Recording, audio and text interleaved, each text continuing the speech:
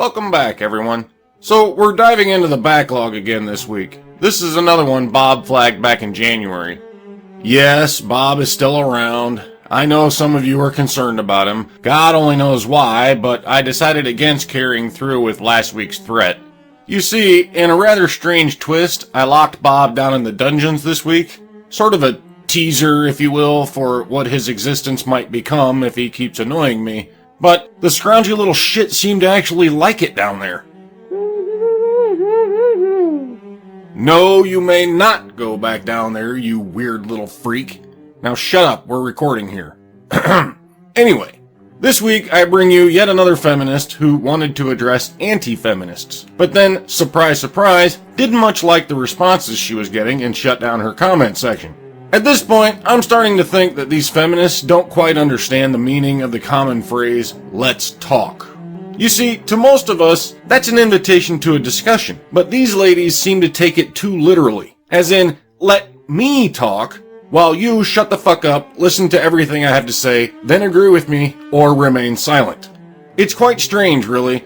The more they talk about and advocate for an open, free, and equal society, the more they squash those varied ideals for everyone who disagrees with their point of view.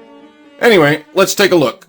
This, if you like, is an open letter to people who proclaim themselves to be anti-feminists. See what I mean? Title of the video, We Need to Talk. Says it's an open letter to anti-feminists, but shut down those comments. Now, to be fair, she added a card to her video that says it was because people threatened her. Well, not to sound too condescending, but, duh. This is the internet after all. Hardly surprising that you'd get some trolls in there saying outlandish shit. You know, you could just delete those comments. Or, crazy thought here, but you could be like any other adult on the internet and just ignore them. I'm really not trying to be an asshole here. Well, not yet anyway. But if you can't handle stupid, innocuous comments on the internet, then maybe posting YouTube videos about controversial subjects isn't for you. You may want to stick to things like lolcats or something. Now, I'm just going to lay it out there straight away and be totally upfront about this. Feminism means equality for everybody. That is what feminism is. Equality. Nope. Feminism is the advocacy of women's rights. That's it. Done and dusted. Try again. And if anybody is in doubt about that, let me just lay it out there from the word go. I had to. If you're thinking that you're watching this video and you are anti-feminist, then you are anti-equality. And that is all there is to it. Only a Sith deals in absolutes. So, I guess this word doesn't exist. And that's without even addressing that your first assertion is false. So yesterday in America and in other parts of the world, including here in the UK, there were women's marches where we saw women and men and children, families out with signs protesting against the injustices that women have been served across the world. Injustices, huh? That's what you say they were protesting? Okay, well then, let's just have a quick look around at the injustices they were protesting, shall we?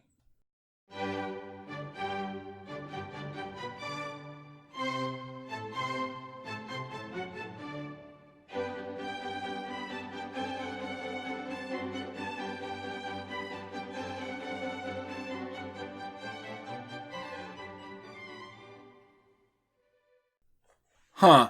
Yeah, didn't see any injustices there.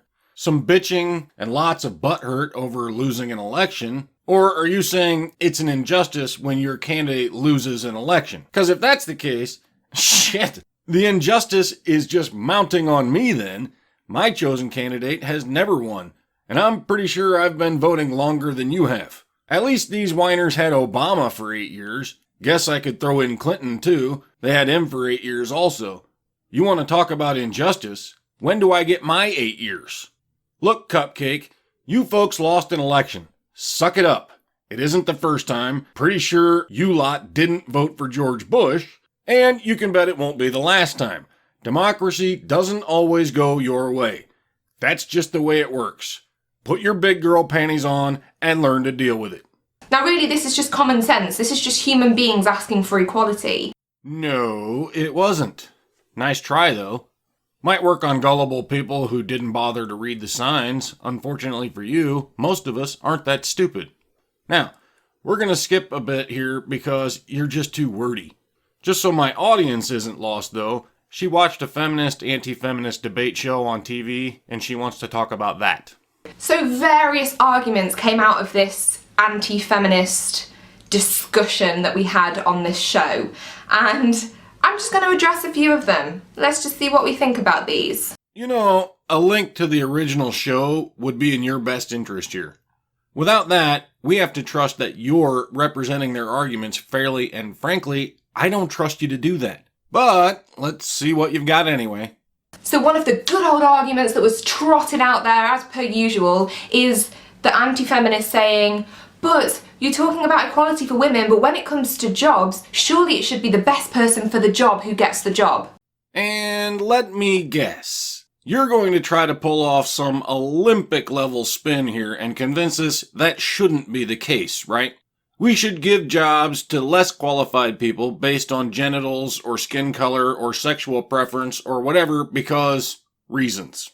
And somehow, some way, you've convinced yourself that is not discrimination because, again, reasons, right?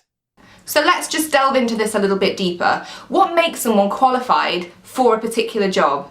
Well, that would depend on the specific job. We generally start with education and experience, but even those are job specific. For example, you don't need either to flip burgers at McDonald's, so that wouldn't be much of an issue. However, you do need those things to run a Fortune 500 company, so kind of an important thing to start with. It's the way that they have lived their life thus far to come to this point of being good at this job. Exactly. Education and experience. Pretty much what I just said. I must say, though, I rather like how you're intentionally trying to avoid those two words. It's rather amusing. Now let's take a job. For example, a job in technology, say a coder. Nice try. For those who don't know, a coder is a low-level programmer. It's like an entry-level position, typically filled with recent bachelor's degree computer science graduates. My bet is she picked this random job to eliminate experience from the qualifications again, but you failed, my dear. You see, even entry-level coders have some experience with programming. In a typical computer science program at a university, they will have spent a lot of time not just learning program theory, structure, and language, but actually coding those programs as well. They do have experience, just not a lot of it, and typically only in laboratory environments, not real-world applications on networks, which can be quite a bit more complicated than the isolated programs in a lab. The point is, they still have experience. Now, we can see that the person who would get this job would be someone who has probably had an interest in this kind of thing, like when they were younger, been encouraged to pursue a educational path which would lead them to being able to be a good candidate for this job. Yes, someone with an interest in the subject who pursued an education in that field. Still not blowing us away here. Education and experience are still the two things you're talking about, and those are still the two things that make someone the best candidate for the job. Still waiting to hear why that's evidently wrong. Now, still in 2017, we are seeing that even as children, boys and girls are being separated out with the toys that they're given, the toys that are marketed towards them, to want to do a particular thing or follow a particular path. Nope, stop. No fucking way you're going to take that massive twist into oblivion and I'm just going to follow along silently. First of all, children consistently show gendered toy preferences in every study of this subject I've ever seen, read, or heard about. These studies go back as far as infancy, so you cannot claim it's societal programming as infants haven't had any of that shit yet. So you can take that little talking point out of your arguments from now on. It's been soundly and repeatedly proven false. Secondly, advertisers market toys toward the people most likely to buy the damn things. At no point does a company like, say, Fisher-Price tell girls they can't play with toy trucks or tell boys they can't play with dollhouses. What they do is market toy trucks to boys and dollhouses to girls because that is the child most likely to want to play with that particular toy. Let's illustrate why. Maybe an example will make it easier to understand. Let's take 100 little girls and 100 little boys as our group. Now, I start manufacturing a new toy truck, and of course, as a businessman, I want to sell as many of those trucks as possible, right? Now, let's look at our group. In this group, there are going to be probably 10 little girls who want to play with that truck, and for the sake of easy numbers, let's just say 10 little boys who don't want to play with that truck. So in each case, we've got 10% of either gender that has a preference outside the studied and observable gender norm. Now, which group should I market my toy to? The 10 little girls who want to play with it, or the 90 little boys who want to play with it? Obviously, I get better exposure for my marketing dollar by pandering to the boys with this toy. Now, at no point whatsoever am I telling those 10 little girls not to buy my truck. In fact, as a businessman, I hope they do buy it because I want to sell as many as possible. But I'd be wasting my advertising dollars trying to convince the other 90 girls who have no interest in my toy to buy it. They won't. They don't want it. Now, I admit this is a rather simplistic example, and I've just yanked numbers out of my ass here for simplicity, but this isn't a scientific study. I'm just using it to illustrate a point. This is why toys are marketed to one gender or the other. It's a waste of money to market a product to people who have no interest in it. As observed in those studies, there will always be a small number of girls or boys whose preference lies outside the gender norms, but it is always a small number, and that's why advertisers don't waste their marketing dollars pandering to them. Now, this is not necessarily true across the board, but I think we can take a general, consensus of what's happening. Well, good. Now I don't feel so bad with my overly generalized example. If you're going to work with generalizations, then so can I.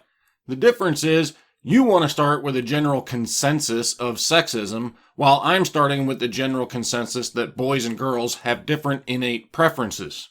Yours is a feeling based on marketing and business ignorance. Mine is at least an observable fact. By the fact that in jobs such as technology, the women who are in sort of the higher roles within companies, well, there aren't any, or there at least aren't many. I think it's safe to say. CEOs of the big companies are usually men, and they're usually white men. Sanitation workers are usually men. Construction workers are usually men. Road workers are usually men. Power plant workers are almost entirely men. Airline pilots are mostly men. Train operators are mostly men. Police officers are mostly men. The military is mostly men. Heating and air conditioning mechanics and installers are mostly men. You see, Toots, there are a lot of fucking jobs that are mostly men, and a shit ton of these jobs are at the very heart of the comfy-ass lifestyle you get to enjoy on a daily basis. Men make the fucking world go round, lady. They literally keep society running, yet somehow you feminist whiners never bothered to look down to see all those men, do you? You're always looking up and saying, but women should be CEOs. Well, when you privileged little princesses want to get off your ass and work like men, maybe you'll earn the right to be in those boardrooms. Stop wasting your fucking time in college on women's studies or racially segregated studies. Learn a useful and marketable skill. Work for a living and earn accolades, privileges, and the pampered lifestyle of the wealthy. No one is telling you pampered little bitches that you can't work in any of these jobs except feminists. They went to college and majored in bitching. Now they're pissed because that's all they know how to do. Not our fault you folks are fucking morons. Maybe if you put down your signs, took off your pussy hats, and went to work, you'd get farther in life and most, if not all, of the shit you spend your time crying about would magically disappear. I'm skipping the rest of her video here because it's just a really long expansion of this one argument. The entire thing boils down to society taught girls to be less. And evidently the solution for a lack of women in jobs they aren't qualified for is just hire them anyway and hope they learn as they go. I mean, so what if the new female CEO doesn't understand business, right? She'll figure it out as she goes along, hopefully before the company goes bankrupt and thousands of people lose their jobs, but hey, fuck it. Let's take a chance because we need vaginas at the top, right? That's the important thing. Fuck off. You want to be a CEO? Go to business school, not activist school. You want to be at the top? Work your ass off like men. Long hours, overtime, no more holidays. Sell back your vacation time because you can't take off. Feeling sick today? Tough shit. Take an aspirin and get your ass to work. Miss your son's baseball games and your daughter's soccer matches. All of them. No more getting out of work to go to a school play or a dance recital or any of that other shit. If you're lucky, maybe your kids will still recognize you when you come home next week from yet another business trip. Maybe they'll even be nice enough to remember your birthday with a special breakfast in bed that you don't have time to eat because you have another early meeting. Again. Men make these sacrifices all the time to provide for their families. We work. When we're done, we work some more. We work our asses off to provide everything our family needs and hopefully make enough to give them everything they want too. That's why men are at the top, toots. If that sounds like fun to you, then go for it. We'll see how much of a privilege you think it is when you get there. After all that work and sacrifice to get there, we'll see if you think these whiny little bitches on the street with their pussy hats still have a legitimate point. That's it for this time, folks.